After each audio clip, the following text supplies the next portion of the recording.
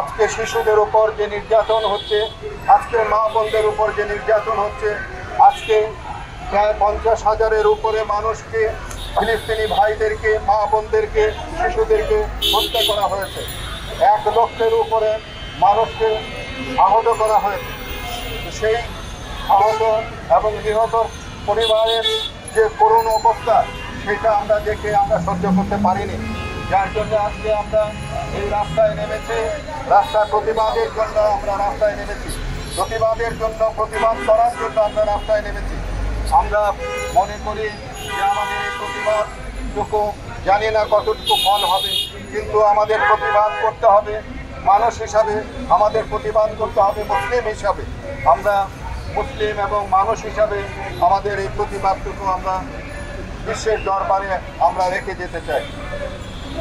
আমরা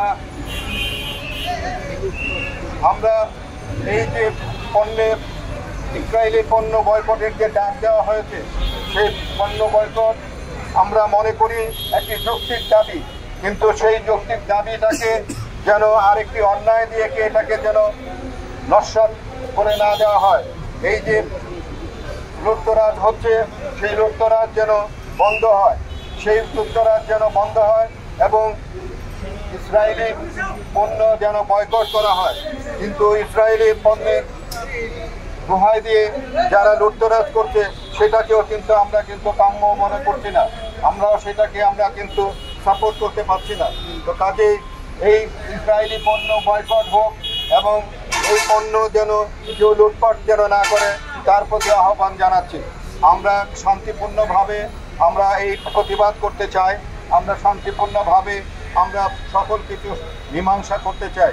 আমরা আমাদের ফিলিস্তিনি ভাইদেরকে, আমাদের মা বোনদেরকে তারা যেভাবে অত্যাচার করছে, তারা যেভাবে ধ্বংস করছে, তারা যেভাবে আহত নিহত করছে, সেটি বন্ধ হোক।